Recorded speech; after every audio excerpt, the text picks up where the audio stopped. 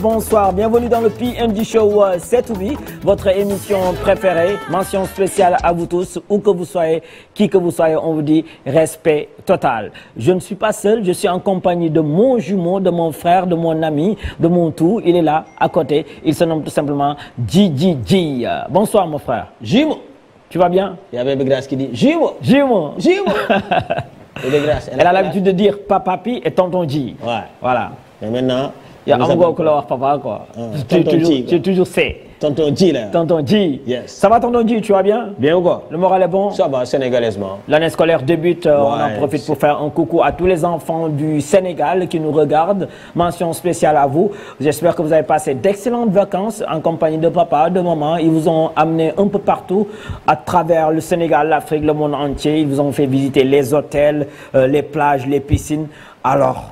votre rôle à vous, c'est de bien travailler pour l'année scolaire et on sait, on est sûr que vous allez le faire, n'est-ce pas? Ah, bien sûr. Comme ça, le mois de décembre, ils auront la chance d'avoir des cadeaux. Des cadeaux de Noël. Des cadeaux de Noël. Donc, les enfants, il faut bien travailler à l'école. Hein? Okay. Voilà. Alors, bonne année scolaire à tout le monde. Je souhaite aussi un bon rétablissement à toutes ces personnes malades dans les lits d'hôpitaux, au niveau des cliniques. Ils sont même chez eux, bien sûr, malades. On vous souhaite un bon rétablissement par la grâce de Dieu. Ceux qui ne sont plus de ce monde, aussi une pensée pieuse pour eux. Hier, ils étaient avec nous, mais aujourd'hui, ils ne sont plus de ce monde. Une pensée pieuse pour tous les disparus, bien sûr, que leur âme demeure au paradis. Soyez forts, bien sûr, chers Sénégalais, chers frères, vous qui êtes là en train de nous suivre, vous avez perdu votre frère, votre sœur, il n'est plus de ce monde. Soyez forts, restez courageux, Dieu est là. Voilà, donc sur ce, mention spéciale, un ami qui a habillé aujourd'hui les PNJ, il se nomme Neymar, connecté depuis Liberté 6 en Neymar Shop. Mention spéciale à lui. Tay Modjar si 5 quoi. Black and white. Black and white. Neymar, merci à toi. Je vais donner son contact pour ceux qui désirent avoir des jolis ensembles comme les PNJ. Alors Neymar Shop, il suffit juste de faire le 77 481 34 35. 77 481 34 35. Mention spéciale à lui, Neymar. Alors, le menu Mostepi de ce soir, voilà la question que tout le monde se pose. Le menu, c'est-à-dire? C'est-à-dire le menu de l'émission. Le programme. Le programme. Je te laisse guider le programme. Voilà, donc... Il y a Didier Marou qui est en train de nous regarder. Il veut savoir PNJ, il nous amène quoi aujourd'hui? Voilà, donc vu qu'il y a pas mal d'artistes aussi qui ont sorti, il y a pas mal de hits, de nouveautés, des exclusivités. Tu as démarré avec Viviane? Oui, on vient juste de regarder ce magnifique clip de Viviane, mention spéciale à elle. Il y a un autre monsieur sous le nom de Bahaw. Tu connais Bahaw du groupe Dabrans? Oui. Il a sorti aussi un new clip avec pas mal d'artistes, des jeunes artistes. Hein? Okay. Voilà, il avait fait avec les rappeurs, bien sûr. Birak, Moudefko. Les old school. Voilà, en mode mbalax quoi. En mode mbalax. Voilà. Mognan. Pas mal d'artistes, des jeunes artistes quoi. Nous avons ñu ci bëri da leen chance ci clip bi ñëw gars yi découvrir leen quoi. Ok. Clip bu nice la. Wally Balago Seck tamit génne na son bu bees, son bu nice. Mia Guissé, Ngaka Blindé artistes yëpp instant yi dañuy génne ay son ay hit voilà. clip yoo xam ne ñoo ngi def tendance actuellement. kon nag si mosal fu nekk. waaw fu nekk dañuy mos nii càpp fii kii. ok léegi en dehors des nouveautés, des exclusivités, on aura bien sûr la chance d'avoir ici ce soir un jeune artiste qui cartonne actuellement, qui fait le buzz. Hein? On ne le présente plus, il se nomme seulement Akbess. Akbess. Oui, il sera là ici avec The Twin City DJ PNJ. Il prépare son grand théâtre bien sûr le mois de novembre. Voilà, donc ça sera du lourd. Akbess. Akbess. Tout à l'heure dans le PNJ Show 7 ou 8. Yeah. Donc, comme on a l'habitude de le faire dans le PNJ Show aussi, c'est pas uniquement pour les artistes de renommée. dañuy may chance ñi nga xamante ne ñoo ngi soog a door. soog a door. soog a door. Ça veut dire quoi soog a door? soog a door maanaam ñoo ngi door a débuter seen carrière. ok voilà dañuy leen permettre sénégalais yi nga xamante ne ñoo ngi ñuy seetaan. ñu am chance découvrir talent yooyu dans le PNJ Show. sur partie découverte quoi. merci. maanaam avant Akbess di ñëw dañuy may gars yi partie découverte. voilà dañu war a découvrir ay jeunes talents. voilà jeunes artistes nee ma ñan laa lay indil tey. ñan nga ñu indil comme jeune artiste. des jumelles. non. si non. ay seex. yow ngay seex di indi ay seex. te gis naa sa amour à travers les jumeaux quoi. j'adore les jumelles. muy indil la ay j'adore les jumeaux. te en plus c'est des petites jumelles ah. sérieux. ah ouais.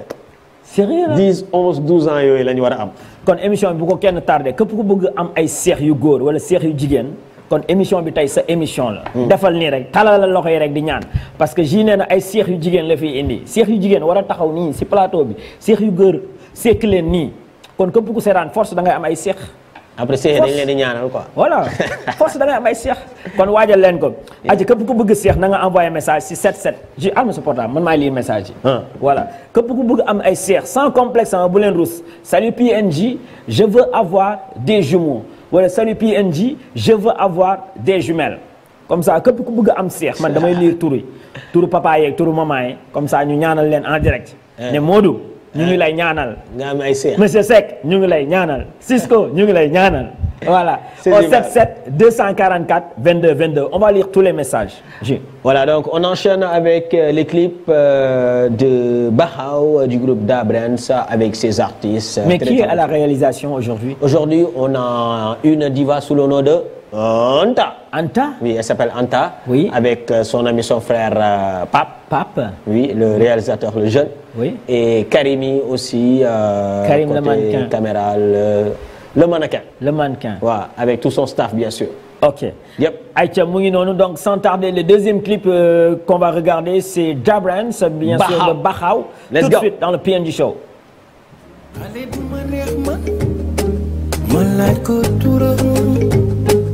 Muni maman sali la tuduman mani ko sali mani yow la bëgg salimata oui salimata mani yow la bëgg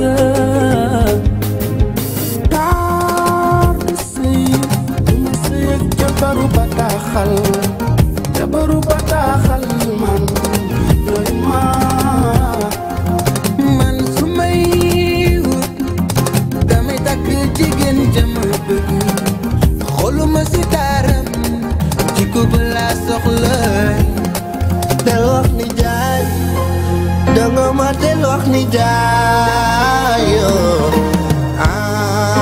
góori te yomb naa jëboon danga ma del wax ni jaay li ma mayu kenn tegoon naa la fi ma tegul kenn xooloon naa la bët bu ma xoolul kenn du yow rek ma bëgg du yow rek ma bëgg ma ne wuy ma xale bi li yow wuy ma kaay wuy ma xale bi li yow wuy ma sànq ba tey ma ngi lay yoo xale bi li yow wuy ma wuy ma xale bu rafet kaay wuy ma hey waay seeri koko yaa ma tene lo woy naa la seeri sama ndaanaan yaa ma tene lo seeri koko yaa ma tene lo woy naa la seeri sama ndaanaan yaa ma tene to yo si jajalanu Fatu yo si jajalanu Fatu Fatu Clementi yo Fatu yo si jajalanu Sakambeudo yo miero ya imurek Sake pardo kubiel kanyeyo Awari bare jikalis Bido nyalada yewe Sakambeudo yo mi ero ya imum rek Sake baɗo kubien kangeyo Awadi bareji galis Biɗo nyalata bëgg naa la looli jaarul jow kay jabok man soppey nga nit mbëggeel bokk na bee dalay gaañ kay jabok man yow mi ma tànn si seen biir yaa ma xam sama njëg di yow rek am Jàmpe musique yu kenn Omar Youssou John Baba Mal Ismaïla Ndiaga Mbaye ak Souleymane suñuy légende xanaa sama doon njaay yaa may jënd xam sama njëg du yow rek a ma Xaar may nga jaaga ci ne lam for the mama Viviane Titi Kumba Gawlo jarama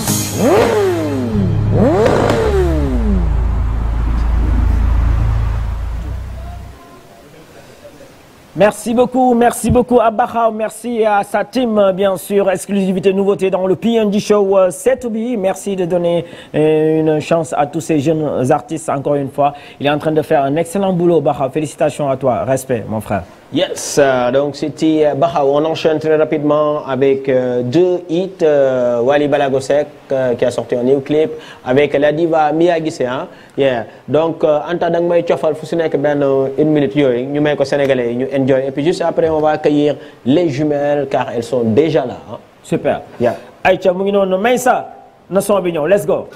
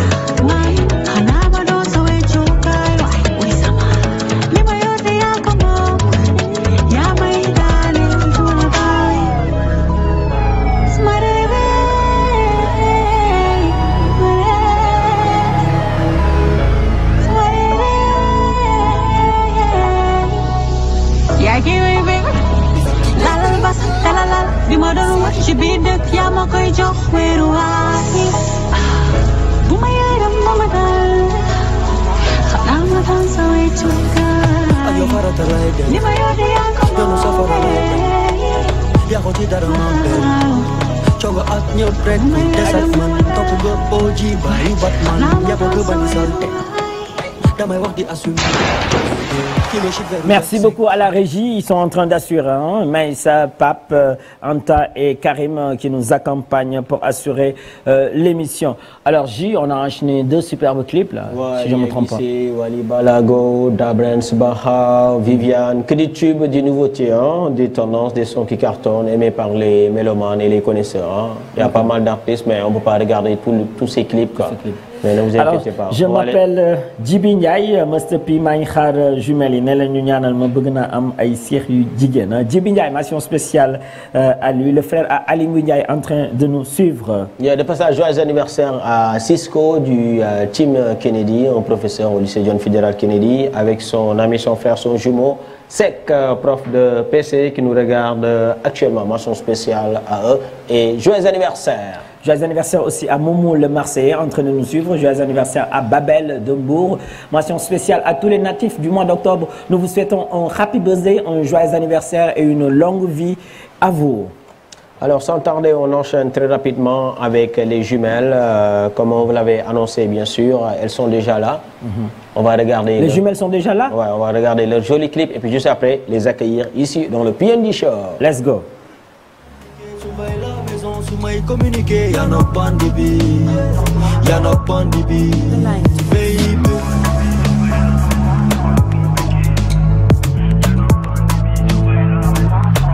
everything you did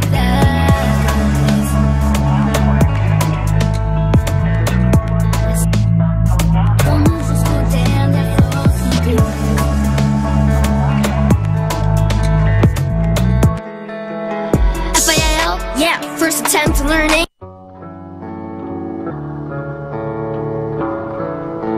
The Line Twins.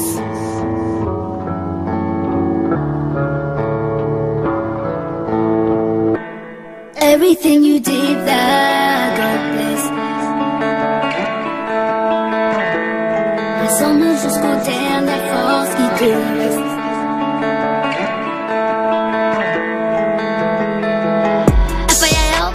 First attempt at learning, yeah.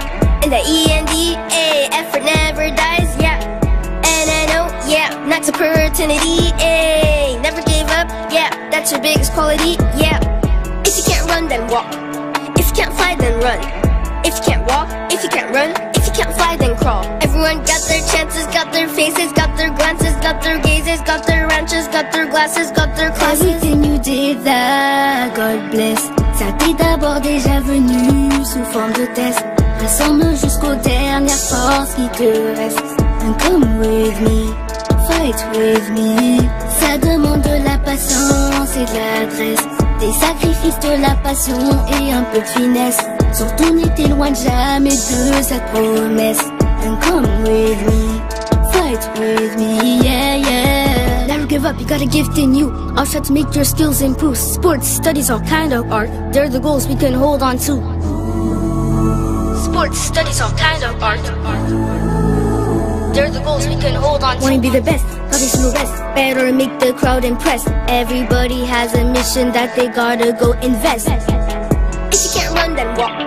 If you can't fly, then run. Everybody has a mission that they gotta go invest. Everything you did, that God bless. Ça t'est d'abord déjà venu sous forme de test. Rassemble jusqu'aux dernières forces qui te restent. And come with me, fight with me. Ça demande de la patience et de l'adresse. Des sacrifices, de la passion et un peu de finesse. Surtout n'était loin de jamais de cette promesse. And come with me, fight with me, yeah, yeah.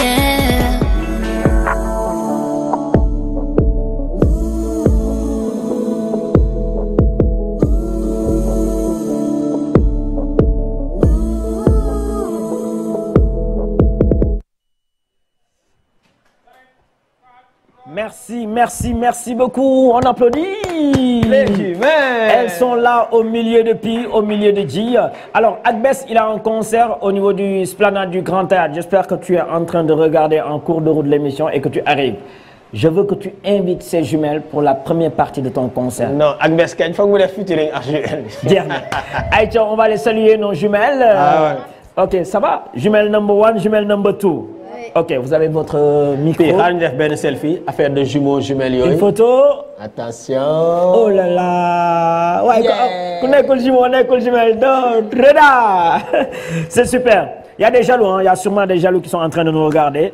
Mais nous avons chance, n'est que jumeaux, nous avons chance, n'est que jumelles. N'est-ce pas? Aïcha, jumelle number 1, bonsoir, bonjour. Bonsoir, ça va bien? Vous allez bien? Ouais, moi c'est Rama. Ramsès. Rama. Elles sont adorables, oui. Et toi? Yacine. Yacine. Mais vous avez des noms de famille? Rama et Yacine comment? Gay. Rama Gay et Yacine Gay. Yacine Gay. Alors, elles ont quel âge les jumelles? Vous avez quel âge? On a 11 ans. 11 ans. Tu imagines, Pi? Oui. Quand il a 11 ans, est-ce que Khalaton a gagné son banane? Il a gagné. Il a joué Island. On dirait dit. Voilà. C'est super. Et Yacine et Rama. Ouais. C'est comme ça. Ouais. Yacine Gay et Rama Gay. Vous avez 11 ans. Ouais. Vous êtes à l'école? Ouais. Quelle école? ASD. ASD, ça se trouve où? À Dakar? À Kaolack, Thiès? Dakar. À Dakar? Ouais. C'est l'école quoi? Anglaise? Français? International, donc on parle anglais et français. Ok. You speak English very well? Yes. Ah mais ouais, congratulations. Alors vous allez saluer les téléspectateurs en français et en anglais. D'accord. Okay. Toi, tu salues en français et l'autre, elle va saluer en anglais. C'est bon? Ok. Comme ça, nous doser les nous allons français, des English. Okay. Let's go. Bonjour tout le monde, ça va bien? J'espère que ça se passe bien et les enfants qui regardent, j'espère que vous allez avoir une bonne impression. Voilà. Des jumelles. Voilà. Super. Allez, vas-y, jumelles. Hello, everybody. This is the Lions, as you guys all know. And to all the kids that are watching us, like, we hope that you guys have a good day and stuff. Yeah. 11 ans. On applaudit, mesdames et messieurs, vous qui êtes en train de nous regarder. C'est fun, c'est naturel, c'est au feeling. Wow, super. Ok, mention spéciale, hein? Ça fait plaisir, J, de recevoir des jumelles sur ce plateau. Il y a un maman qui nous regarde, elle s'appelle comment, maman? Adama Sissé. Adama Sissé. Et papa? Ouais. Babacar Gay. Oh ok. Toi, tu es l'ami de qui parmi les deux? Papa ou maman? Ah, tous les deux. Hein. Tous les deux? Mes meilleurs amis. Hein. C'est qui le plus gentil, papa ou maman? Les deux. Les deux. Je ne peux pas choisir. Je ne veux pas que papa se fâche, je ne veux pas que maman se fâche. Ouais. Mais qui est plus méchant parmi les deux? Il y en a un qui est un tout petit peu méchant. Non, pas de sucrerie, non, pas de chocolat, pas de ceci, pas de cela. D'habitude, c'est qui? Les deux. Les deux. C'est super. C'est super. Donc, on vient juste de regarder ce magnifique clip, mais j'ai envie de mettre ça ici. Comme ça, vous allez faire une petite prestation pour tout ce beau monde qui nous regarde. Oui, ça me va. You ready? Ouais. Ok. Aïcha, comme ça, nous dosons Agbes, on connaît le concert, nous allons tangle fofu. Aïcha, on y va? J. Aïcha, Karim, tu dis ça, son film, si c'est bon, you play. La prestation des jumelles live and direct. Karim, tu dis son film. Vous chantez, vous dansez? Ok. Au feeling, hein? Allez, on y va. Voilà. Let's go. Karim, si c'est bon, on y va? Ouais. Jumelle, est-ce que nous watch ça top? Mais les téléspectateurs du 7 ans. Aïcha. Car non live def, damay watch ni top. 7 ans jumelles. Il y a un retour, hein?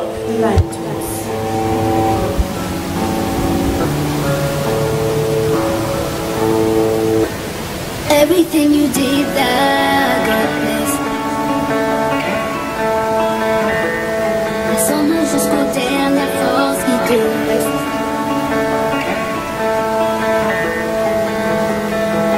FIL, yeah, first attempt to learning, yeah. And the END, effort never dies, yeah. And I know, yeah, not to eternity, never give up, yeah, that's your biggest quality, yeah. If you can't run, then walk. If you can't fly, then run. If you can't walk, if you can't run, if you can't fly, then crawl. Everyone got their chances, got their faces, got their glances, got their gazes, got their ranches, got their glasses, got their classes. Everything you did, that God bless. Ça t'est d'abord déjà venu sous forme de test. Rassemble jusqu'aux dernières forces qui te restent. And come with me fight with me. Ça demande de la patience et de l'adresse, des sacrifices, de la passion et un peu de finesse. Surtout n'étais loin de jamais de cette promesse. And come with me, fight with me, yeah, yeah. Never give up, you got a gift in you. I'll try to make your skills improve. Sports, studies, all kind of art. They're the goals we can hold on to. Sports, studies, all kind of art. They're the goals we can hold on to. Wanna be the best, but it's your best. Better make the crowd impressed. Everybody has a mission that they gotta go confess.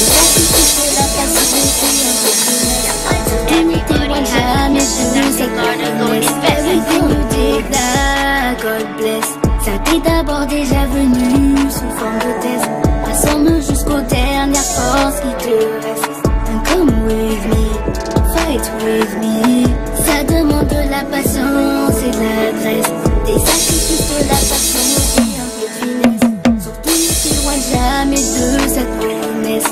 And come with me, fight with me, yeah, yeah.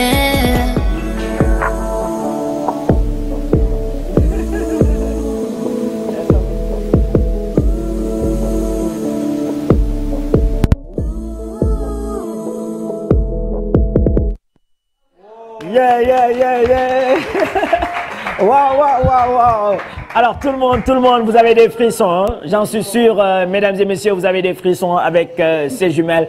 Elles sont magnifiques. Congratulations. Alors j'ai envie de lire des messages hein, par rapport aux jumelles. Au 77 244 22 22. Alors sur 10, vous voulez noter combien sur 10 les jumelles? 10 sur 10, j'entends là-bas 10 sur 10. Hein. À ma droite, j'entends combien? Allez, 10 sur 10. Hein. Allez, c'est le 77 244 22 22. Je vais lire tous les messages, hein, vos notes en live en direct vis-à-vis des jumelles. Alors, les jumelles, c'est votre première émission télé au niveau de la TFM? Ici?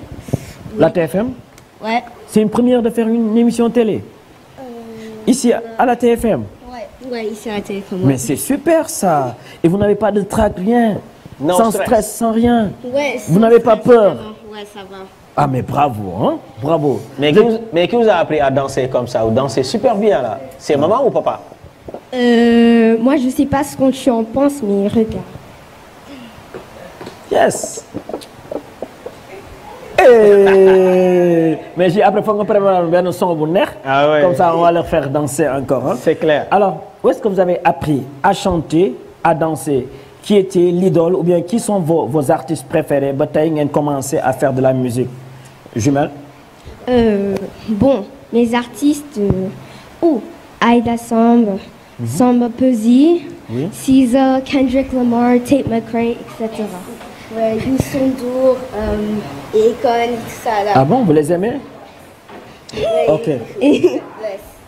Alors, est-ce que vous pouvez imiter parmi tous ces artistes dont vous parlez là, ne serait-ce qu'un petit 30 secondes là, vous les imitez pour voir ce que ça donne? C'est possible? Ouais. Vas-y. Toi, tu vas chanter quoi? Life's better inside her. Don't need. Ok, donne à la jumelle. Et toi, qu'est-ce que tu as envie de chanter? You're so beautiful. You're so beautiful. So damn beautiful. You're so beautiful. Beautiful. Beautiful. Beautiful. Oh là là, c'est magnifique, hein, Mr. G. Ouais, superbe. Alors, vous avez grandi où ça? Ici au Sénégal, au USA, en Angleterre. Fan ngeen juddoo Seexi? Parce que seen anglais yi moom du anglais jaxase mélangé yu ji nii yow ça ari fan du yooyu. Li anglais fan là? C'est à l'école ou bien vous êtes né où? On est né en Hong Kong. Hong Kong même? Ouais. Ah bon? Ok, explique. Et en fait, on parle anglais parce que ça c'est à cause des écoles internationales américaines où on est parti. Ouais. Et bon, on habite ici et on vient du Sénégal. Ok, super. Ouais. Et vous parlez Wolof? Bon, en fait, on parle Wolof mais avec un accent. Un accent. Nanga def? Mangifi. Yow noo tudd? Rama. Rama ban ceeb nga ñu mën a wax nga mën a togg fi Sénégal? Mën nga togg ceeb? Cheb. Cheb. Tu connais les chebs du Sénégal? Ouais. Tu connais quel cheb? Cheb. Juste le cheb. Les repas du Sénégal. Quels sont les repas du Sénégal que tu connais? Cheboudjen. Cheboudjen. Yassa poulet. Mon préféré. Tu aimes le yassa poulet. Et toi, ton plat préféré, c'est quoi? Yassa poulet. Yassa poulet. Yéen xam ngeen lu neex de. Yéen xam ngeen lu neex de, hein? Les jumelles là, elles sont adorables, elles sont magnifiques, monsieur Dieu. Alors, vous avez envie de faire carrière musicale ou bien c'était juste pour le fun, sortir? C'est juste pour les vacances, le son, le clip, et puis après c'est fini. Vous allez vous concentrer encore une fois aux études, c'est fini les sons, les clips. C'est quoi les projets des jumelles? Voilà. Bah déjà les projets, c'est une surprise. Il y aura une surprise. Mais aussi, mais pour les sons, on va, pour l'instant, mais c'est juste une passion et un moyen d'expression. Mais on verra plus tard. Hein. Mais est-ce que vous voulez faire carrière musicale en même temps, continuer à étudier, mais en même temps aussi, si le temps vous le permet, faire de la musique aussi? Ouais. Vous êtes prête à pallier les deux, études et musique en même temps? Ouais. Alors, qui vous coach? Vous avez un label derrière vous ou bien c'est papa, maman qui gère tout cela? C'est maman qui gère. Elle nous produit. Elle est une auteure-compositrice et c'est elle qui écrit aussi les sons? En fait, on participe au processus d'écriture. Elle est aussi mélodiste, et... Ok. Ouais. Et en même temps, on parle aussi, elle est aussi mélodiste. Voilà, il y a le style rap, quoi. Elle est aussi mélodiste. Mais c'est super, j'aime bien. Ok, donc maman, elle a beaucoup d'argent, alors si elle investit pour les clips et les sons aussi, n'est-ce pas? Ouais, on peut dire ça. Ouais, on peut dire ça. Hein? Super, maman de passage, hein? Bisous à toi. Ok, c'est super. Alors J, tu vas mettre un son, on va leur faire danser avant de se dire bye bye avec les jumelles. Et puis tout de suite, vous connaissez Akbess? Ça sera une première pour vous de connaître un grand rappeur ici au Sénégal. On va vous le présenter, d'accord? Sur scène. Et puis vous allez faire un petit freestyle. On va doser Akbess. Comme ça, on va lui dire qu'on est les pros, d'accord? Ouais, parce qu'Akbess, il prépare un concert au niveau du Grand Théâtre. Et j'aimerais bien qu'il vous invite, comme ça, vous allez venir mettre l'ambiance devant des milliers de personnes. Vous avez une fois pressé une prestation devant des milliers de personnes? Ou bien, pas encore? Avant, on a fait, C'était où? Un concert? On a fait ça, une fois, on a fait ça avec Dadju et Taïk. Dadju et Taïk, le début. C'est le mois de décembre passé ou bien? C'était, c'était décembre. Décembre passé. Ici à Dakar? Ouais. Ok. Moi et Mota doivent savoir alors. Je voulais aussi dire qu'on a aussi fait avec Youssou N'Dour. Vous avez fait quoi avec Youssou N'Dour? On avait fait, en fait, on avait fait la première partie de son concert. C'était où? À Radisson. À Radisson? Ouais. Okay. Avec PMP. Ok, c'est super, c'est super. C'est super. Ok, papa Youssou N'Dour, les jumelles, hein? Ok. Alors, J, si c'est bon, tu as un son? Voilà, donc Karim, tu dis c'est mon son, fille, comme ça, elles vont danser juste une petite prestation avant d'accueillir Akbess, qui va saluer les jumelles. Allez, jumelles. Karim, il y a encore le son. Let's go. Let's go. Hey. Hey. Hey. Ramses. Yasin. Ramses. Yasin. Ramses. Yasin. Kama nafasi fama. Ina finji finji. Ina jingi jingi. Ala mobe la toka. Chololo chololo chololo chololo. Kama nafasi fama. Ina finji finji. Ina jingi jingi. Ala mobe la toka. Chololo chololo chololo chololo. Topa kilima so. What's up? Patoka.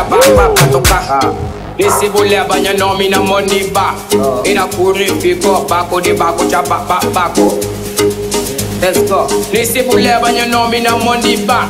Ina kuri fiko bako chapa bako di bako.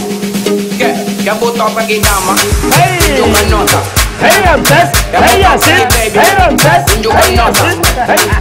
Ile chocolate mulata kapotina dama. Choco di choco. Choco di choco.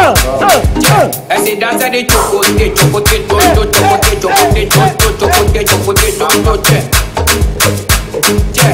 dança de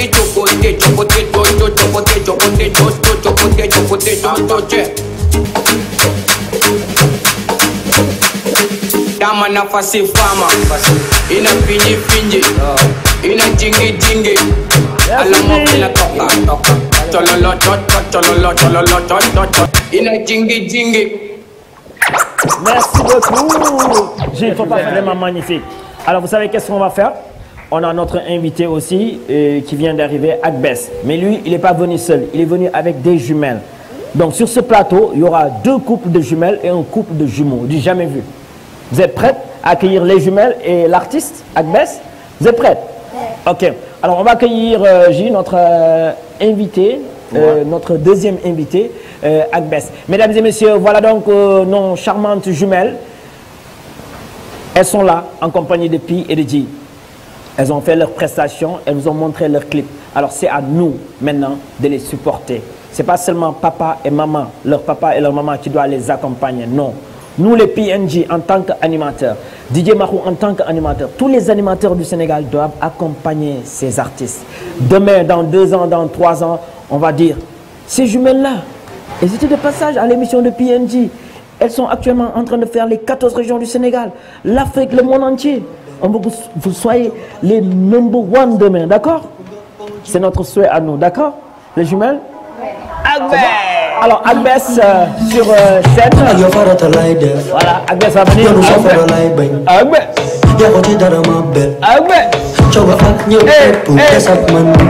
Agbes, viens là, saluer les jumelles. Mets-toi au milieu avec les jumelles, voilà. Les jumelles venez.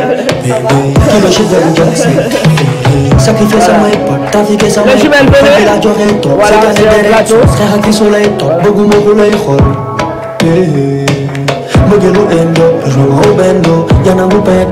Les jumelles aussi, pour saluer les jumelles.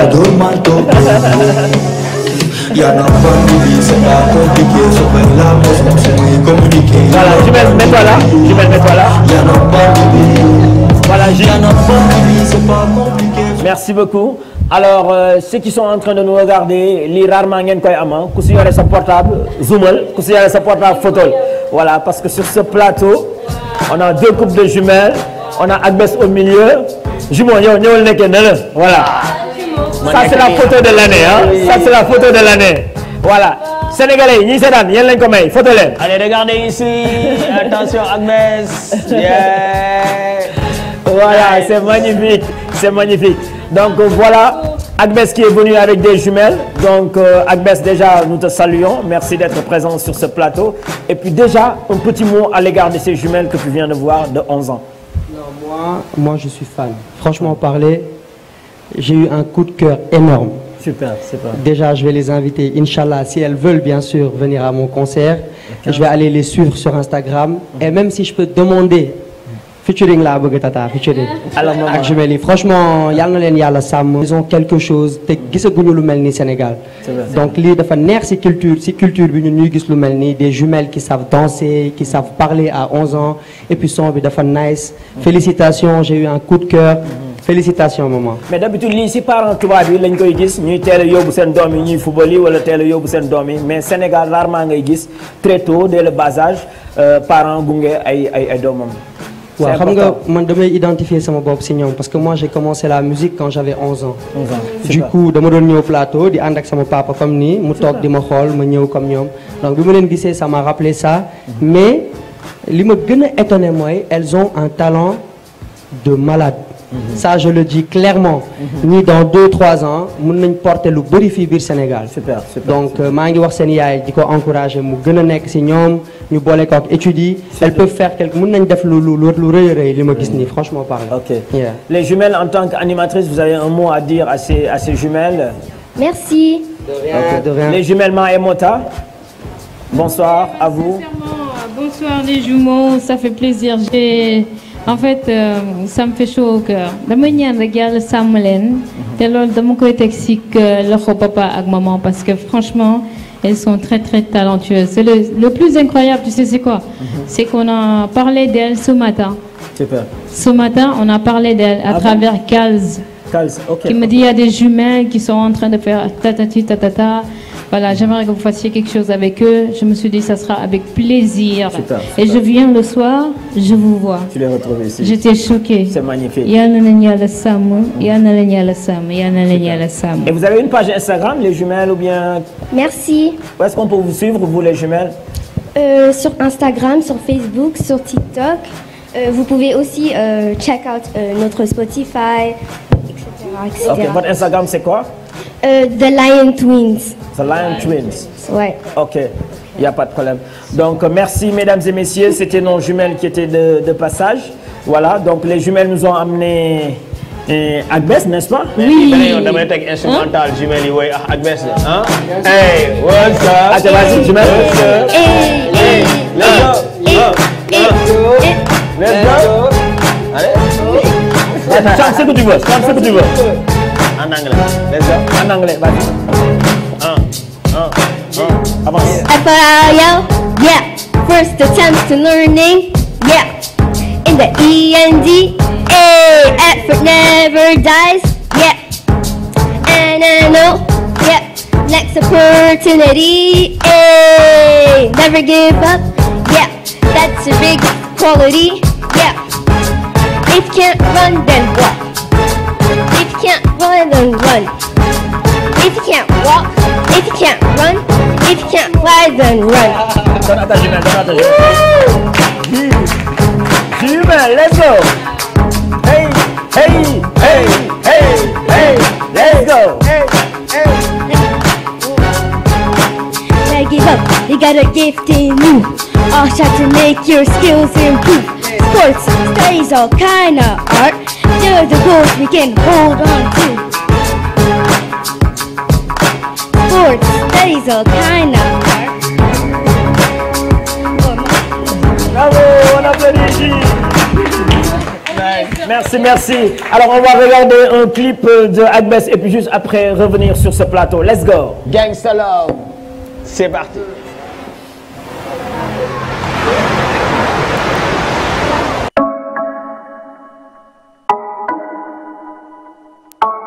Mais c'est qui a fait la fraude? Salut.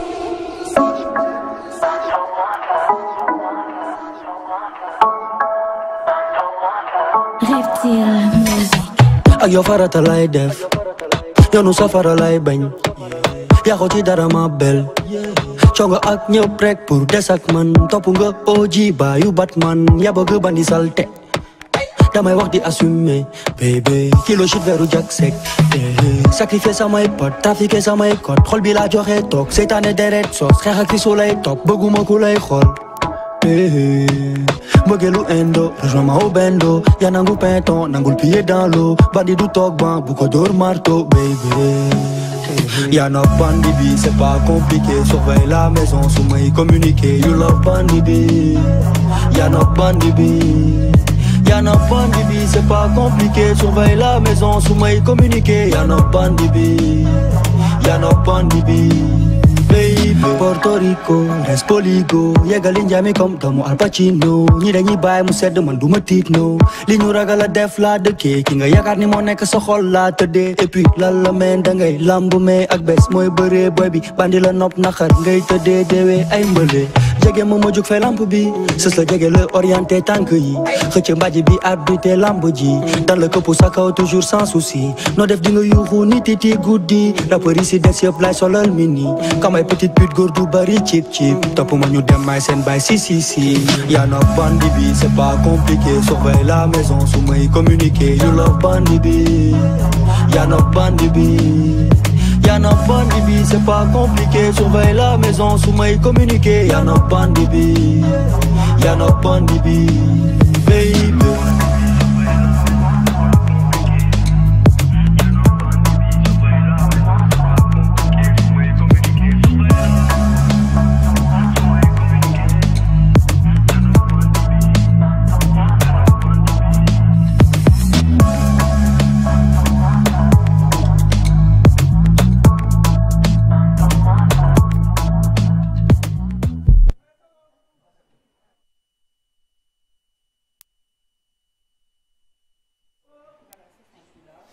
Merci beaucoup, merci à nos jumelles d'amour, bien sûr, Rama Gueye et Yacine Gueye. Merci au papa, monsieur Babacar Gueye, international, bien sûr. Merci à maman Adama Sissé, la diva qui a accompagné. Oui, mettez-vous au milieu, mettez-vous au milieu. Adama Cissé, leur maman, mention spéciale à vous. Merci à Didier Mahou aussi. Merci à tout le staff des jumelles Raman et Yacine qui nous ont accompagnés pour la première partie de l'émission. Alors pour la deuxième partie, il est là, le monsieur qu'on ne présente plus bien sûr. Il fait partie des 5 meilleurs rappeurs du Sénégal. Des 5 meilleurs artistes du Sénégal. Je peux oser le dire. Le pourquoi, vous allez le savoir tout de suite dans l'immédiat, dans le PND Show. C'est tout bien. Agbes est là en compagnie de Pi et de G. Voilà, donc Pi, je vais saluer le papa des jumelles qui nous regarde avec tout Team Gala. On a l'habitude de jouer ensemble, mention spéciale à eux, le gardien Neuer et tout l'équipe bien sûr. Team Gala. Voilà, donc mention spéciale à Bayal Sall aussi, qui fait partie du Team Gala, Ousmane Ndoye et son frère Dame Ndoye. Mention spéciale à vous tous. Siré Dia, Mankoy Bigué aussi. Wa Gia Yop, ça a eu un même match bien sûr, ça a eu un même tournoi. Non, def ñu dajé ak ñom finale ou la demi-finale. ñoy suñu bête noire quoi. ñoy bête noire PNG. PNG door nañ équipe yépp sauf fois Team Gala. Il y a Didier Mahou qui souhaite joyeux anniversaire à Lik Sarr, bien sûr, Madame Didier Mahou, natif du 8 février. Jabar animateur. Ouais, Jabar animateur là. Dal nga séré madame dal nga séré yow. Lika Sarr, happy birthday. Lika. OK, Lika dinañ la defar ben vidéo bu nice yone ko Mahou mu yon la ko, d'accord. Mention spéciale Agbes, comment ça va? Ça va mon gars. Bien quoi? Jël mic bi. Ça va et vous? Agbes. Yo. Si, ku bu jafé ngeen ni. Artiste bu jafé ngeen ni. Alors wa Pi. Est-ce que nous programme semaine prochaine? Alors wa Pi. Dégg dama jafe am quoi. sama grand la daf may sànni xeer. Sama grand la daf may sànni xeer. am nañ ko. Heureusement voilà, ça fait plaisir de te recevoir. Ça fait plaisir aussi, ça fait plaisir. Voilà. Toujours plaisir de vous voir, toujours plaisir de partager un plateau avec vous. Voilà. Ouais. Ça faisait longtemps. Ma xool nak Agbes ki mooy Ji wala ki mooy Pi. Agbes lay xamé nañu. Ma xool. Ma ak Mataay ma àndal ba tey xàmmeewu ma leen. Non. Te ñoo ànd ñoom. Da ngeen niru gars yi. Ah ouais. Non mais mun naa tâtonner quand même. Tâtonner. Y a un marié, y a un célibataire. Non, man xam naa marié bi nag attention. Célibataire baa ngi. Bravo, alors il reconnaît. Super, ça fait plaisir de te recevoir. Mais tey dafa am lu spécial li nga def. Déjà tu es venu avec des jumelles. Nga ñëw fekk fi ay jumelles, fekk fi ay jumeaux. C'est pas évident. Est-ce que yow naroo am ay jumeaux copain? Ah man bëgg naa ko de. Bëgg naa ay jumeaux wala ay jumelles. Ay jumelles. Yu mel ni ñële. Voilà, wala ma ak Mata. Super, super. En tout cas, ñu ngi la koy ñaanal hein. Amiin. Tu fais partie de quel groupe? Du groupe de Pi ou de J? C bi wala M bi? Non, man maa ngi ci CM bi. Ci CM bi. Ça loolu mooy lan? C wala M? Ñaar yëpp ci maa ngi ci ñaar. loolu mënul nekk ci CM bi laa nekk. da ngay ànd ak Pi doon marié soit nga ànd ak J doon célibataire. Mais li nga bëgg wax non heure bii man ak J ñoo far nag. Ba yàlla def li gën. ay ca mu ngi noonu mais maa ngi doon dégg ay rumeur ne da nga doon génn ak boy bala nu mu tuddati J gel boobu. Asta waaw yéen a ngi génn ba léegi wala. Asta. loolu ay rumeur la rek. Ok ay rumeur la. Xamante nañ nag vite fait mais bon. mais nice quoi. Nice yeah. Ok mais sénégalais yi bëgg nañ couple boobu de xaw ma nag la yow lu si sa xalaat bëgg na leen di seen ñaar ngeen am relation amoureuse. comme ci yéen ay célibataire nga xam nga sénégalais yi li ñu bëgg lépp nag mënul nekk. donc waaw dama koy ñaanal rek kooku baax la. yàlla na ko yàlla defal jàmm defal ma jàmm. defal jàmm sénégalais. ay ca mu ngi noonu Agbes dans le PND show mais Agbes dañ la namoon. PNG dañ la namoon sénégalais yi dañ la namoon tu vois parce que da nga gëjoon a génn ci médias yi et tout tu vois donc tu es revenu en force avec un événement phare parce que tey suñu la invité aussi 90% aussi c'est parce que tu as un événement phare que tu es en train de préparer boo xamante ne ça te tient à cœur. Agbes au Esplanade du Grand Théâtre. Voilà. Et en dehors de ça, il a sorti un nouveau album, faut oser le dire, qui cartonne actuellement, qui fait partie des tendances, aimé par les jeunes. N'y a pas de quoi enjoy, ni des Snap, Instagram, TikTok, un peu partout. Donc, Agbes, nous baillons le wax ci cadeau bi nga xamantene mom nga indil Sénégalais. Mais j'ai balaa cadeau bi parce que comme que ay jumelles yu 11 ans ñoo ngi seetaan émission bi dama bëggoon mu def benn résumé de 30 secondes wala de 1 minute boo xamantene les jumelles vont pouvoir savoir c'est qui l'invité de PNG. Salut, je m'appelle Agbes, je suis chanteur, j'ai commencé comme ça ñoom ñu am benn bagage boo xamante ne tey à l'égard de PNG xam nañ la ñu seetaan xam nañ mais ces jumelles de 11 ans bëgg naa tey suñu ñibbee ñu ne ah maman papa nekkete Agbes bi fii la commencé à l'âge de 11 ans la ñu wax mais ñu si tuuti rek Bon, comme je le disais tout à l'heure, je pense que maa ngi koy wax bi ma leen gisee déjà elles sont trop mignonnes. man dama bëgg xale. En plus de ça c'est des jumelles. En plus de ça elles sont fortes. dañu mën a wëy donc mën a fecc. donc dama identifier sama bopp si ñoom. parce que comme je l'ai dit tout à l'heure man bi may nekk xale laa dugg si musique bi may am 10 ans 11 ans. donc sama papa laa doon àndal mu téye sama loxo yóbbu ma émission toog di ma seetaan. donc su ma demee ba gisaat loolu tey j'en ai 30 je suis toujours dans la musique dama leen di yéene rek yàlla may leen ñu màgg ak jàmm. defal leen xéwal te musal leen ci lépp. ba ñu doon ay superstar incha allah. mais yow lan moo la si dugal yow musique da nga amoon ay idole wala sa papa moo la ne demal nga wéy. non musique li ma si dugal mooy sama taawu kër dafa nekkoon manager. le plus grand chez moi Hussein maa ngi koy nuyu au passage. c'était le manager de Las MC. génn na àdduna Las MC na ko yàlla xaaree àjjana donc il venait chez moi Las faire ses répétitions. oui du coup foofu laa doon déggee ñuy répété bu ma bëggee dugg si néeg bi ñu bañ. may insister ba dégg refrain wu grand bi sama mag di romb ci kër gi commencé ma gis may teg refrain wu Las. donc noonu la amouru musique ñëwee si man à 11 ans j'ai commencé à faire mes concerts sama école Fosco bu amee 12 ans may presté. you know affaire bi dem ba dugg ma après ma def ak Bes Fafadi publicité Kangoo j'ai fait un peu le tour du Sénégal à 11 ans 12 ans après j'ai fait un break de 11 ans faut le dire de 10 ans 11 ans j'ai refait mon combat qui a 4 ans 5 ans. un break de 10 ans 11 ans le pourquoi nga jékki-jékki 10 ans 11 ans arrêté. Bon je pense que nit yu bëri yëg nañ ko après dama nekk ci nattu. tu vois j'ai eu un peu de soucis. Avec la justice. Avec la justice, oui, bien sûr. Même sans ça, j'avais décidé de faire un break. Talatuma ko woon parce que j'étais jeune. amu woon benn encadrement wala benn entourage qu'il faut. Du coup, voilà, j'ai fait un break de 10 ans. Toog naa lu mat 10 ans rabuma. J'ai fait mon combat qui a 4 ans, 5 ans. Comme tu l'as vu, ça s'est super bien passé. Le public l'a accepté. Mais comment ça s'est passé ton retour après 10 ans parce que ba nga ñëwaatee ñu bëri dañu foog ne woon da ngay jaar noonu fay doo fëlaat quelle a été ta source de motivation. Voilà ta source de motivation ba tey nga ñëwaat ci game bi affronter les réalités de la vie courante. Bon tu l'as dit du ban force laa am ba mën a ñëwaat je pense que force boobu la ñëpp war a am ci àdduna force bi ma am pour ñëwaat moi je veux m'en sortir. Déjà la première force c'est que je veux m'en sortir et xam nga boo nekkee ci àdduna wéet ci tamit yu bari da nga koy bañ du dëgg man j'ai perdu tôt ma mère et mon père donc je me retrouve seul face au monde donc man li ma mën sama àdduna pour être fier de moi pour que li des ci sama famille fier ci man mooy ma am objectif di liggéey di bañ a am arrêt you know ce qui m'a donné la force c'est plus quand je le dis c'est bizarre quand je dis wéet des fois da lay may doole des fois yenn métit yi bu la dalee ci àdduna quand tu es posé ça te donne de la force. kon ci 10 ans yow da nga wéetoon. waaw wéetoon naa jaar naa ci ay affaires yu bëri entre ces 10 ans yi. je suis allé en tôle j'ai perdu mon père et ma mère je me suis retrouvé dans la rue yooyu noonu yëpp la accumulé mu doon sama force ba tey lu ma bëgg jot suñu borom kese moo ma koy teree jot. mais est-ce que à côté de toi il y avait des amis des frères des sœurs yi nga xamante ne ñoo nga doon ànd ak démb ñoo c'est eux qui t'ont accompagné sur ces 10 ans là. Oui, évidemment. Qui étaient toujours là. J'ai dit, il y a des amis qui étaient là, il y en a qui n'étaient plus là. Aduna mooy doxee noonu. Mais il y a eu des gens qui sont toujours restés. Malgré lépp li mën a xew ci sama life, you know. Ils ont été là. Donc ñooñu aw ma seen fay. aw ma seen fay xam nañ seen bopp jarul may dugg ci ay tour wala ay détails. Mais ce qui sont là depuis le début. ak lépp li mën ci am xam nañ seen bopp. Et tu es revenu avec quels produits? Quels sont les produits que tu nous as amenés 10 ans après ba nga ne ça fait 4 ans tu es revenu avec quoi? Avec un album, avec un single.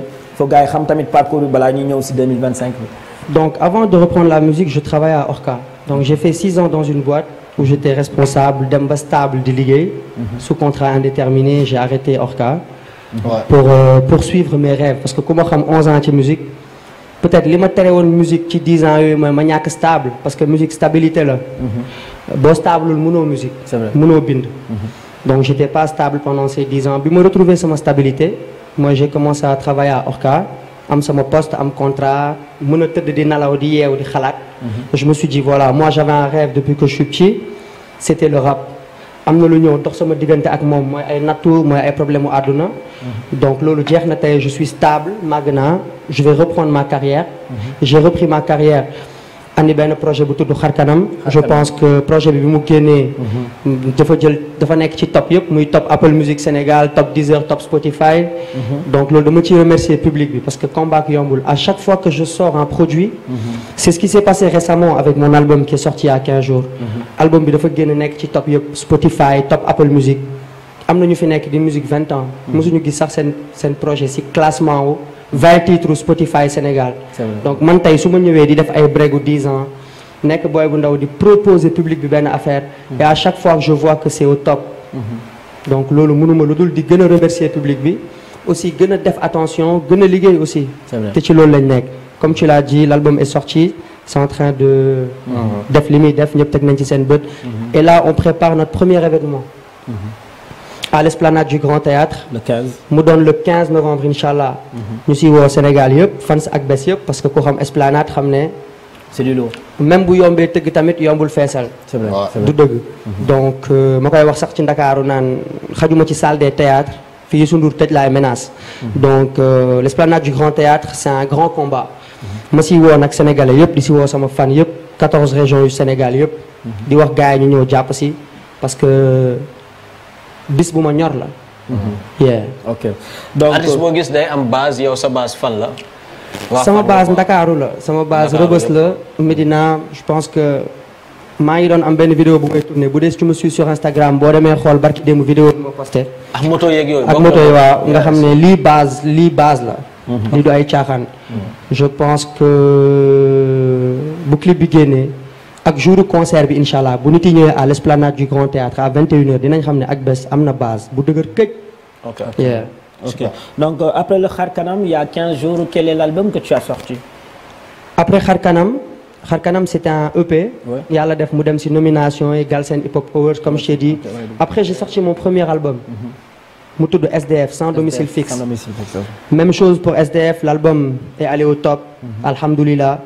ñu toog 2 ans depuis SDF ak tey def na 2 ans. récemment il y a 15 jours j'ai sorti mon deuxième album. que j'ai dispatché en 2 parties. parce que de base l'album c'est 13 titres. 13 titres. mais vu que léegi dëkk bi jot amatul. ku ci nekk yaa ngi sa liggéey et j'ai fait une remarque. artiste bu génnee album ñëpp dañ naan non man 2 sons yi moo ma ci neex wala 3 sons yi. nit yi amatuñu jot toog déglu 16 titres au complet dëkk bi moo toll foofu. j'ai voulu dispatcher le projet en 2 parties. Cette première partie yi génn na il y a 2 semaines ma desel Sénégalais 6 titres. 6 titres yi nag heure bu ma neex laa koy génnee mën naa ko génne suba. comme lendemain concert bi comme jour concert bi. mais l'objectif c'était lu tax ma dispatcher ko gars yi mën a toog take seen time déglu son yëpp. et je sais que c'est ce qui s'est passé parce que j'ai fait mon meilleur démarrage depuis 2020. avec l'album Upgrade que j'ai sorti à. qui signifie quoi Upgrade. Super. Et l'évolution. Ok. Et sur les 7 titres que tu as sortis actuellement, tu as fait des featuring avec. Il y a un featuring avec Dip Doundou Guiss, Khirsa l'artiste, Nick Silver.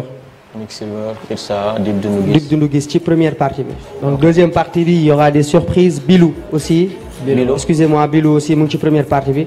donc deuxième partie bi tamit dina am ay surprise dina am ay affaires yu nice inchallah. mais Upgrade bi da ngay maintenir le même nom d'album pour les 6 qui vont venir. bien sûr c'est le même projet. ok même album bi la Upgrade 13 titres la maa bëgg a génnee 7 yi. toog 2-3 mois date bi ma neex man ma génnee yeneen 6 yi. comme ça les gens auront donner le temps aussi aux gars de bien xam nga consommer son yi ni mu waree daal. parce que pour man musique dafa métti te gars yi dañ ko war a di cons ñu ko war a conseiller. alors J est-ce que dans le PNJ show au niveau de ces 7 titres on peut. ban nga bëgg ñu may Sénégalais ñu enjoy ko si 7 yi. parce que tey dafa mel ni ñuy grand théâtre. est-ce que duñu bàyyi projet bi mu dawal boppam tegal interférence le premier son.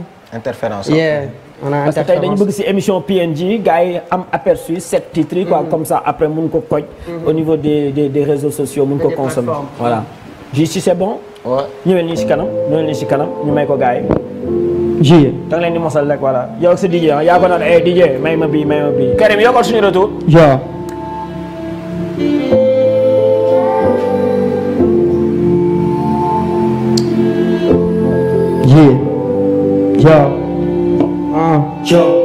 mais bu boo mënul jooy système bee ñu fi noot démb ñoo leen fi teg mais tey fàtte ngeen seeni doom police sa dàq sos manifesté ñu goon kaso yee gën a cool kuntaa kinte film la woon tàngaay ba li ñuy dóor moo raw cin bu ñu sóor paqueta salte paaj góor tëdd ci kaw góor feebar ba mënoo jóg salte mbalit ñu jóg 2 ans li bëru bon 2 mois milliards nga dóor waaw li si gars yi li si des na ko gars yi dem ko ci plateforme yi 37 maisons d'arrêt 37 maisons d'esclaves am na ay nekk yu baax mais bon xaalis moo la fay daaj Rahim 10 ans la jël ate yàllaa ngi ñëw waxal ma procureur ne ko li ram këram la jëm médecin non assistance hôpitaux yee ngi toj allo appel d'urgence boo yorul mawti nga fay jot ñàkk rek ka ñu dal yërmande yàlla la ñuy cons yeewu gis sa yaay xiif yal min yen bi daa diis ma def li ngeen ma jiiñ ko lepp loo lekk da lay miin baadoo la li muy daj am soxla doo ko faj lépp tas nga dëxëñ këj ab gor du waxee tës étudiant xiif na fag diplôme rek lewul gat soo yorul amoo baat sa rakk si koñ bi la ñuy tëf comme jeune seen xel lañ baal foo seen ci 11 bi da ngay tëb xaalis kum bëreel daan ngemb looy fayee ñaan yaa mën wër mal sa bopp ñoo ko fa am bu leen ko ñaan changé wuñ mot ba tey hip hop rap la ma def yéen a tourné seen veste mais bon betoo leen ma en vrai géwél tu sëy ak géer xaalis ngeen jiital pay bete bete bu juróon doom bunti lay taxaw ñu koy fay bala mañ seen law ba déet wërsëg yee sutantéem seen fen yee mujjee dem ba ñi ngeen jur sax da leen yéem ate ngeen ma seen xel xamoo leen fi ma jaar ban bi laa faxas jaay jox leen ñu cox xiif du rey naar wét naa mawti laay laaj xaru bu doon ndam kub laa fay laal xëy joom mi amul bi mooy interférence c'est ça non? li mooy interférence moo tijji projet bi. Quels sont les messages que tu es en train de véhiculer à travers interférence? Bon man ñëpp xam nañ ne dama am benn engagement par rapport ak j'ai toujours été comme ça même avant la musique c'est pour ça que samay projet mënul ñàkk son engagement. Donc son bi soo ko dégloo ça parle si urgence yi Sénégal hôpitaux yi kaso yu fees yi surpeuplé nit yi di feebar di dem hôpital du ñu mën a faju parce que amuñu lu ñu fajoo.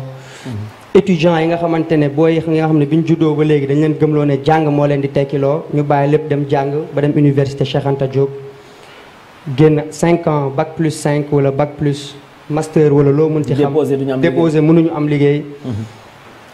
sama musique du mës a ñàkk loolu parce que je viens de très très loin am ay affaires yu ma dund yu bari donc am na yoo xam ne bu ma ko waxul rek du baax. you know tout le monde connaît mes positions mais man moom. sama musique day engagé quoi. Ok donc c'est à travers le vécu de ces personnes là nga may leen tey son bi. interférence yeah. Voilà super j'ai toujours si set yi je veux bien ñu mayaat ñu benn ou bien 2. yaa yaa ñoo ngi doon xaar am na bi nga def ak Dip Doundou Guiss. Dip Mit ah. ayca ñu déglu Mit bi. Dip déglu bi yaa ko moom yow ñu déglu si som. Dip Doundou Guiss ak Mit. su si job bi jot bi day des. gisuñu ma fenn farata lay dox.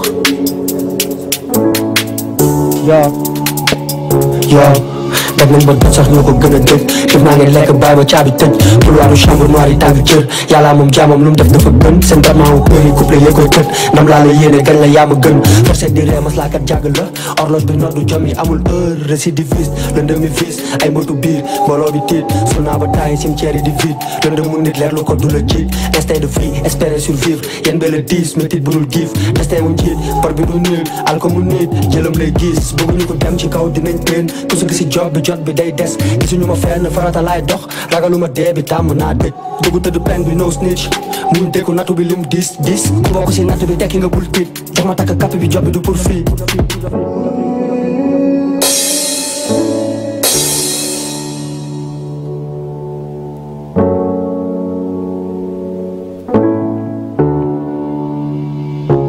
Luñ jàpp duñ si mës a give man life bi mën na diis man I gotta do it on the low ay xaaju guddi on the no xaalis gënoon nañu respect amee sama real friend jàmbaar ji motuloo ma noo te maa ngi nii di soog a ñëw loo ragal da lay gaañ koo wóolu mu wóor la koo sañ teg sa yaakaar koo dul bur yàlla ñaane sama naay sori naa la lu yoon bi sori xam que dinaa ñëw how many days ma nekk ci seebi di dugg ak a ñëw li ngay gën a màgg ngay tàggaloog ñi ti di jubak sa bopp xalaat bu bëri day yàq sa maay waaye si li ñuy job bro waaye mënuma jaay ni tey lu ma mënta jënd si ñoom ay su ma doon tàgg show ñu ma bàyyi si biir mu sold out maa ngi si kii fis comme dab fight ci risque ni sold out gëm nga sa gëm nga mu bopp lañ mënut a bañ bul wóolu même nit ki ndugg sa añ daful ñu jaay la bu dugg sa gaara dugal la sa fara di mucc sa xarit am noonu su mën na yéex a feeñ dina sa doon ku dul sa xaritu démb boo jéemul fiiri sa mind doo diriger sa life merci beaucoup. mais en mais tout cas clip bi dina dóob de. j'imagine le clip de Dip et de. Kañ lañ mën a xaar clip bi featuring bi ak Dip bi. Bientôt hein. Bientôt avant concert bi dina génn ko. yeah Inch'Allah. avant le 15. avant le 15 ouais. Pourquoi le choix de Dip de Nugis? Ça s'est passé comment? Wala da ngeen bokk label ou bien nu mu fa demee noonu? non Dip c'est un ami c'est un frère Dip boo xoolee sama projet yëpp mu ngi si ah. ok mu ngi ci xar kanam mu ngi ci SDF mu ngi si Upgrade tamit. donc lui c'est un frérot c'est un ami. yeah. yow da nga nekk si label wala. non man depuis le début je nekkuma si benn label. je m'autoproduis seul. maay def samay clip maay fay samay son. you know maay bind samay texte. maay defal lépp sama bopp. kon xaalis bi dugg na de sama waay moo tax nga gaaree. man gaaree ma dara. dama am sa benn copain bu nekk Italie. moom Papi la tudd. Géejawaay la nekkoon quoi mais dafa déglu album bi nee na lan moo tax moom gisul featuring genre ak bees featuring Ngaaka Blindé quoi. parce que moom moo ngi doon xaar loolu quoi. jubóo ngeen léegi du Ngaaka. waaw. non jubóo ñu Ngaaka jubóo ñu de mais bon c'est pas évident quand même. mais di kooku xanaa dafa bëgg tooñ rek. mais mën nañ leen gis ngeen def benn featuring si projet bi. non je pense pas. si waay ñëw. si c'est pour du business pour de l'argent oui. bu amee promoteur bu ñëw teg xaalis bu bëri si table bi pour ñu def son. wala ñu def benn affaire leneen lu dul son ah. leneen lu dul son c'est-à-dire leneen lu dul son leneen lan la mën a doon. mën nañu freestyle lu mu bëgg freestyle. UFC. fight yeah. non ça va UFC nga wax. gis naa ko muy kii Eric Favre kay. waaw. nañu tëggal benn affaire ma ak moom. kon pare nga combat boxe nii yow ak Ngaaka. mu duma ko ba dindi tent bi. non sama yow dëgër nga fit de. mais da nga sonal Ngaaka nag seetlu naa loolu quoi. Ngaaka fan yii ay poulet lay lekk de booy Fatel nga tàngale ko wala nga sànni ko ay xeer wala affaire yu demee noonu ah. gars yi da nga sonal Ngaaka nag quoi. non Ngaaka moo ma sonal. en vrai moom moo ma sonal pas man. yaa ko moo la sonal quoi. moo ma sonal. mais naturellement comme business mooy tax ngeen def benn featuring mais naturellement nii mënoo leen. non naturellement man filuma Ngaaka filuma musique bi muy def du dara moo tax ma koy wax mais. filuma ko moom personnellement en tant que doomu aadama. filuma ko musicalement. jabaram daal Fatel mooy sama xarit. ma bëgg ko lool mu bëgg ma lool maa ngi koy nuyu jabaram moo tax sax mënatuma wax ci moom. ok parce que sama gain la quoi. ok mais demain mënuñu gis benn featuring ak Ngaaka. non xanaa Fatel woo ma ñaan ma ko bu ma soxnaam woowee moom Fatel. bu ko damay suivre Instagram moom sama gain la. su ma Fatel woowoon. pour ma may ko featuring mun naa ko may loolu. kon Fatel ñu ngi leen ñaan nga dox loolu parce que sénégalais ñu ngi koy xaar ah. donc Fatel jëlal sa portable nga woowal ñu Akbess nga ne ko Akbess tu vas bien.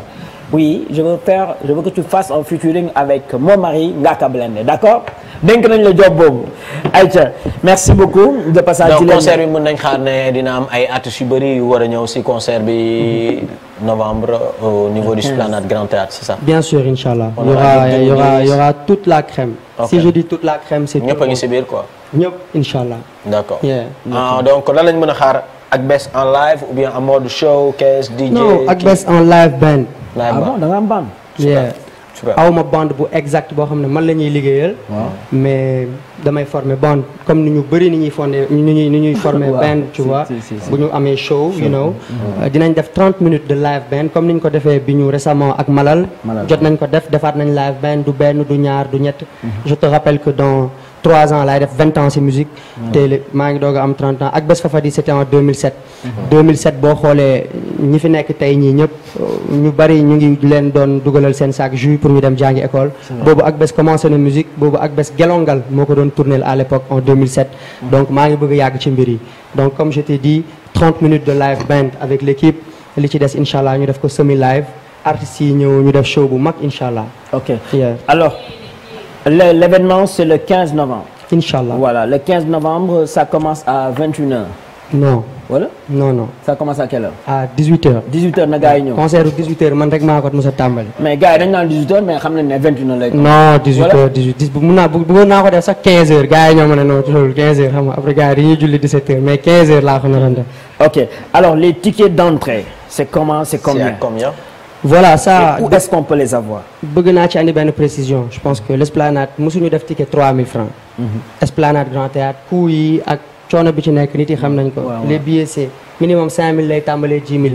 moi j'ai voulu faire des billets à 3000 francs. Prévente wala jour J? jour J sax billet 3000 day am. super donc spectacle bu toll nii nga nar a am toute la crème de la musique nga ñëw jënd sa billet 3000 je pense que def naa effort bu rëy et j'en ai parlé avec l'équipe du Grand Théâtre ils m'ont dit je pense c'est la première fois que nit di tëgg ci esplanade bi di fi def ticket 3000 parce que man dama am benn public boo xamante ne seen loxo yeggul ci seen ginnaaw ñenn ñi dëkk Tëngéej ñenn ñi dëkk Thiaroye Azur ñenn ñi dëkk ci digg banlieue bi ñu war a paas ñëw war a mën a seetaan seen artiste paas ñi bi moo tax ma defal leen ko 3000 les tickets sont disponibles en ligne chez ñu dem ku dugg léegi-léegi mën nga jël sa ticket en ligne les tickets sont disponibles physiquement aussi donc il y a 2 numéros yoo xamante ne boo leen woowee foo munti nekk ci Dakar dinañ la livrer sa ticket nga tel ko Jumel dama régie nga yónnee ma affiche bi papa mu may ñu ko si biir émission bi rapidement may ñu numéro bi benn si numéro yi 77 waaw le 404 67 32 yeah ok 404 67 32 32 donc dafa am ticket 3000 5000 5000 10 000 5000 10 000 yeah ok tey est-ce que tu attends des partenaires yu la gunge si projet bi parce que ku am projet bu mel nii Grand Théâtre c'est des coûts logistique bi sécurité bi la police sapeur tu vois la promotion les déplacements les affiches et tout c'est énormément d'argent est-ce que tey aussi tu tends la main à ces promoteurs yi nga xamante ne dañuy faral di accompagner quelques artistes wala quelques événements par rapport à ça bien sûr il y a une équipe pour ça donc bien sûr on attend des sponsors évidemment pour ñu ñëw teg ci loxo mais il y a une équipe chargée de ça ñu ngi waxtaan ak ay boîtes ñu ngi xool bien sûr commencé nañ sax waxtaan ak ay nit donc bu ñu arrangé ñun parce que Esplanade Grand Théâtre du ay caaxaan parce que ñun avec ou sans partenaire dañuy tëgg suñu concert avec ou sans partenaire si kattanu yàlla Esplanade day fees dell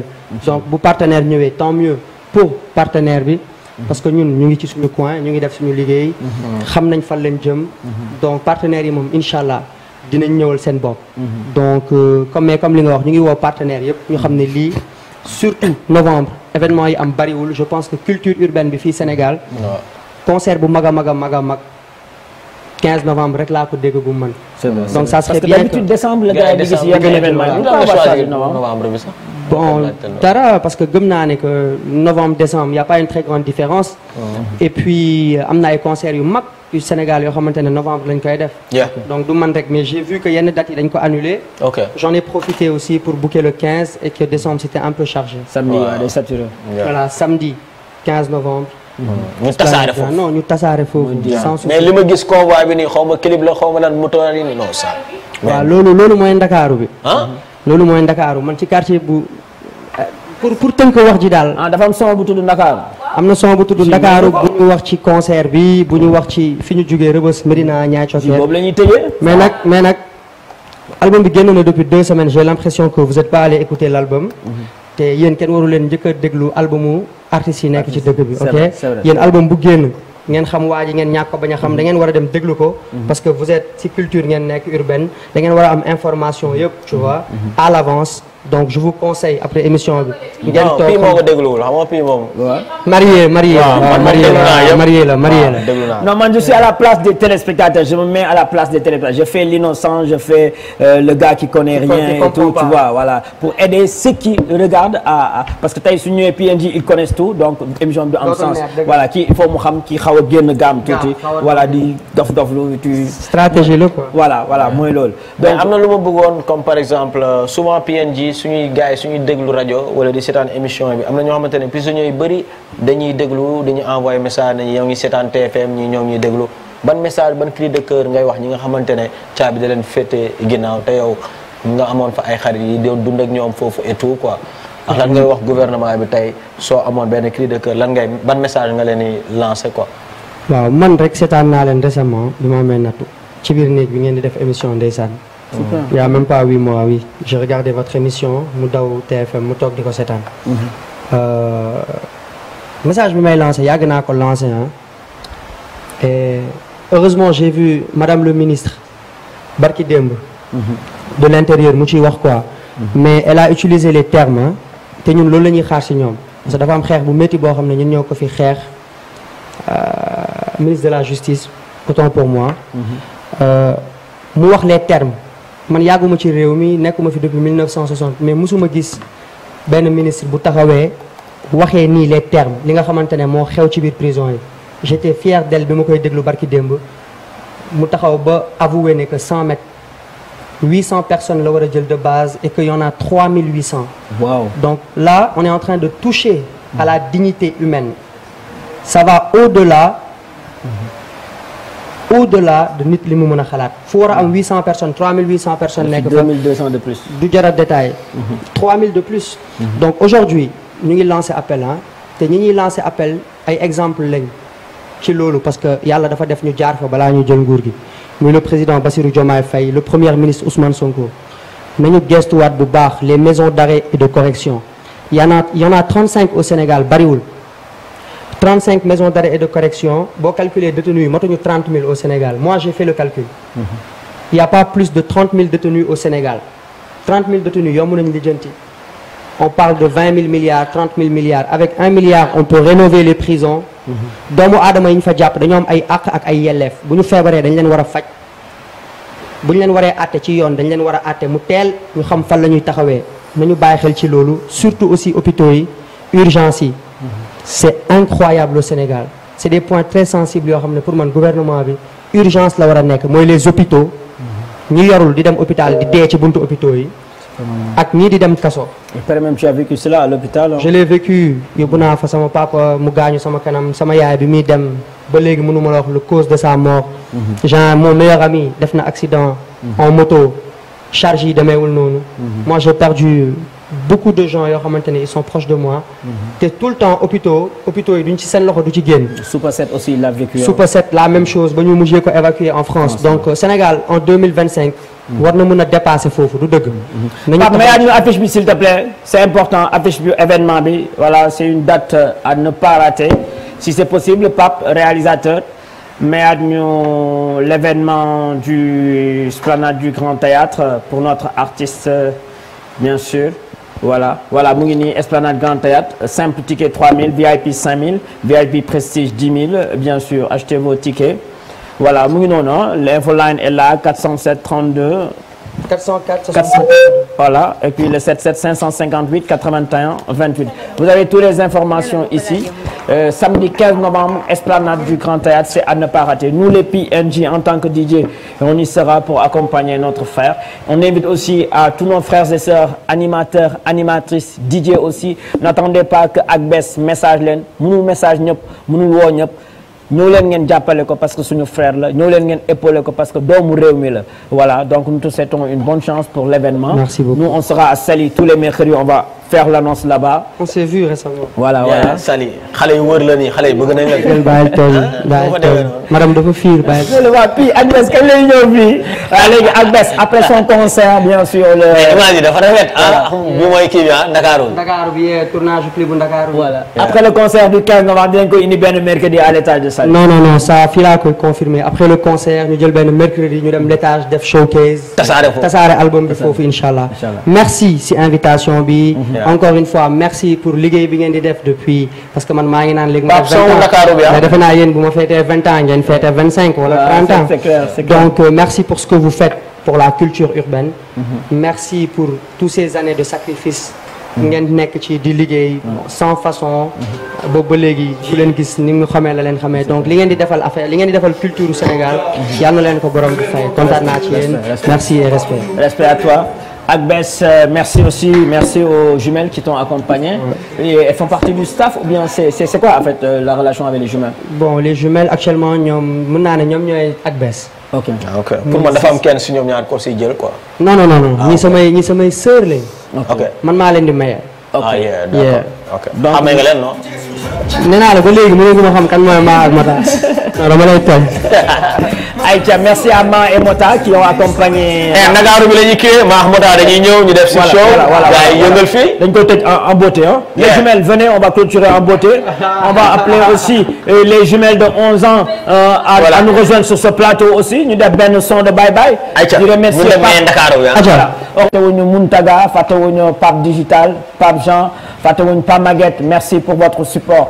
Respect total à vous, J. Tous les mercredis PNJ à l'étage de Saly, tous les dimanches on est à l'hôtel Yuma Lodge de Saly. Agbès le mois de novembre le 15 ñu tasaare Grand Théâtre. Agbès allez-y au milieu. Aja ñu dem.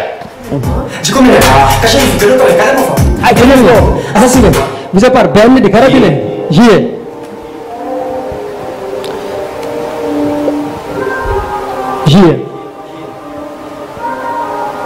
Bébé moo gàdda yow bébé moo gàdda juus def ak son papa yu ay day ëppin xool naar bu jug maturité Washington Denzel koli kaway di wacca from Bruxelles te génn jeel mira seen wërsëg caméra yi di ma topp full pixel foog gaway di pip 1xbet chara ba di jóor ci fee bi lay dee yeggu ma fa jeel ba léegi laay xeeñ efféminé jikko miné cachet yi fi gën a kawe kale ma fa éliminé assassiné visé par benn di carabiner man a mën a foog del shit duñu dara te jikko caga bile bu mu jege suñu bërëb chaque année ñu ne dematina police gi këram te lu muñ bërëg lépp ci ut dërëm MC nga wala historien man sa prof philosophe yéen seetuma nga ni gisoo weer cité bu fen professeur dugg pirogue dem rabi fayolo ana bilan bi est-ce que du dëmb bëtu pyramide jàpp si dégg nootu imam bi gore wa tax njool maa nga ne woon bilan yéeg yow bés duñu concert xanaa Ndakaaru jal Jóob yëngooti xajuma ci salle des théâtres fii su nduur tëj laay menace ma ni nga duñu concert xanaa Ndakaaru jal Jóob yëngooti xajuma ci salle des théâtres fii su nduur tëj la ñuy menace Medina Rëbës xanaa lu kusum Sanjal jamono ñaay ba cokkeer Big Town Colobane Sénégal Kuluhum novembre 15 ci weer bi lay dee Medina Rëbës xanaa lu kusum Sanjal jamono ñaay ba cokkeer Big Town Colobane Sénégal Kuluhum novembre 15 ci weer bi lay dee doo xool bokkuñu optique non non 4-0 ma dugg sa code ping shoot ñëpp sécurité John Wick melomaan nga sombi du def it cagatu nga fu ne ma ne bëgg guma fit repoussé sama limite doublé cachet bi 10 niveau bi dafa minime ka de nga suñu biir bàyyi ma duma kilifa wu gone buy tiit ku dugg suñu 18 woote nga fu ñu miin talu ma lu dul tekki tak si kaw lekk ba dëpp 15 bi kaso du gat dàqala ko ni Kendrick vécu bi sama inspi nekk mu indi instru bigi du bak yow guichet bi day tëj bu ñu catu say bët dina nga may dëmm ku ci gën a wow bët firi rek bës dama juddu rek mën illimité wu duma nañu bëgg nañu fëgg dafa ñu fi lu fi weesu suspense bëgguma di ko bañ naaru expert bi jabaru jàmbur ma fan de ci pet mënuma ñeme duma ngaaka bi Thiès bi